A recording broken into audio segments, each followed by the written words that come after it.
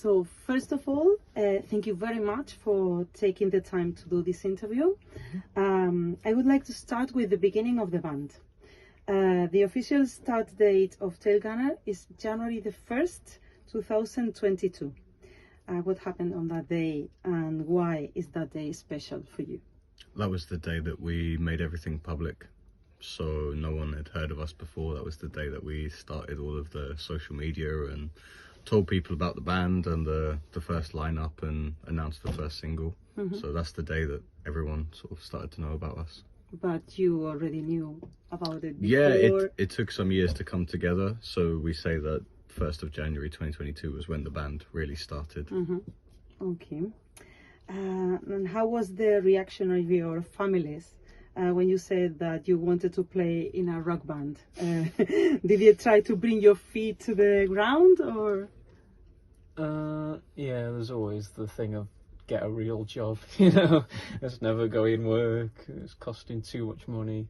But then they see it's got, I guess, successful now to the point where we can afford to live and be on tour and that, which is nice. So yeah, they understand it and they're supportive now, for me anyway.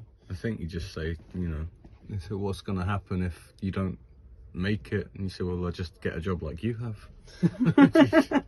That's not an option. No. You embrace a classic heavy metal style. What kind of public do you find in your shows? Nostalgic people or young people, parents and children assisting together? Everything. Yeah, everything. I think loving heavy metal doesn't have an age. So obviously we weren't around when we had the new album and all of those sort of bands, and in the 80s, and a lot of our inspirations come from a time before we were born, but we love it. So there's no reason why there shouldn't be kids, you know, 15 years old or younger at the shows as well, because like I say, it doesn't have an age. Okay. How you have worked with KK Downing to produce your latest album. Can you tell us about this experience? How did it start, really? Someone put Ken on to us, really, and we got an email saying he'd want us to open for him at the first KK's pre-show in Wolverhampton, with that being KK Downing's, KK's Priest, Paul Diano and Tailgunner. So we jumped at the chance for that, obviously. And then we became friends, I guess. We were talking and stuff, and we wanted someone to produce the album. And we just went straight to KK and never looked back, really. So the experience was great. Yeah, amazing, of course. It's, you know, it's hard to work with someone with all of that legacy and experience in heavy metal and not take away many lessons from working with him, not just for this album as well, but I think for all of our career going forward, we learned so much. And are there plans for working together in the future? Not at the moment, but let's see.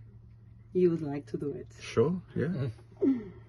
And are you already thinking about new songs for future albums, or you give yourself more time for inspiration? Yeah, I'm already writing for the next album. I like to stay a few years ahead, so I've been working on that since like a year and a half ago. So it's coming together. Yeah, we're going to be touring the Midnight Blitz album for a while though, so yeah, it gives us plenty of time anyway to write and record stuff. And what does it mean for Tailgunner to have a woman as a guitarist? And how has her presence influenced the band, both musically and personally? Does it make a difference to have a lady on stage? No. It doesn't, not in a bad way, but it doesn't mean anything for us to have a woman in the band. It's the same as if we had a band of all men or all women or whatever. It's just Rhea is in the band because she was the best guitar player around when we were looking for a new guitar player. She blew everyone else out of the water, so she's incredible. And you know, it doesn't change anything for us, but I think it's really nice for a lot of, you know, younger female fans to have an inspiration like that, and to, you know, say that heavy metal is not just a boys club or something, and if you're talented enough, then you should be there. So it's like a role model maybe for... Yeah, I hope so. Yeah, it definitely has been people in the audience that you can see looking up to Rios. And you mentioned Hara earlier, and how was the process of finding another guitarist during this period, and who came up with the idea of bringing Hara into the band? I did. I mean, we knew her anyway. She worked some shows with us, doing photography and things last summer. We knew about her band Hunger and how well they're doing. They put out a really great EP and just been announced for Keep It True Festival in Germany. So we knew what a great guitar player she was, and obviously Ria has to have some time away from the road at the moment. And so, yeah, straight away we went to Hara, and she lent the set in a week, and it's been doing great. It's been really fun to be on stage with her. Tonight the band will be performing in Hara's hometown.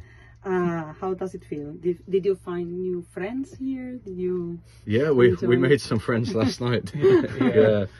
Briefly, some of Hara friends that she already knew. Were very kind and brought some drinks for us. So we had a good time. The band is still very young, with only 4 years behind it.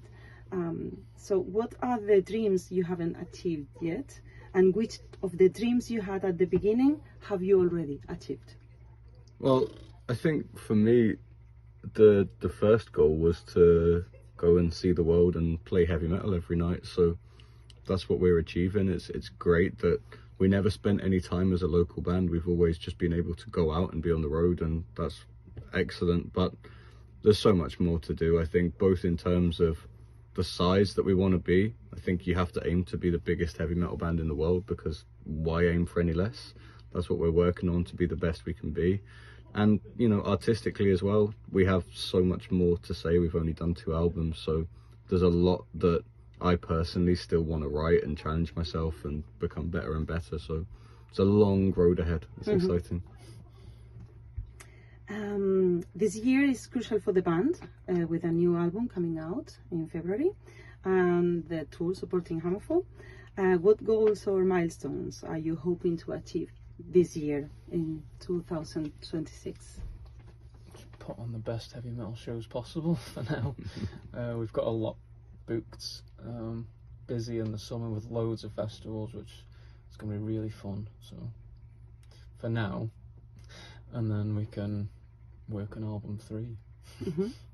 I think this year is going from being a band that I think at the moment people in like heavy metal have heard of us, but they may not be familiar. And I think by the time that we get into releasing this album and really heavily touring, I think we'll go from a band that people know the name to, and then they can name a few songs or whatever.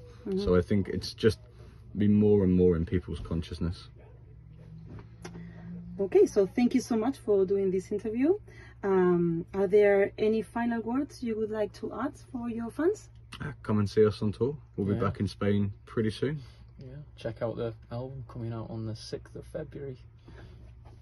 All right, thank you so much. No worries.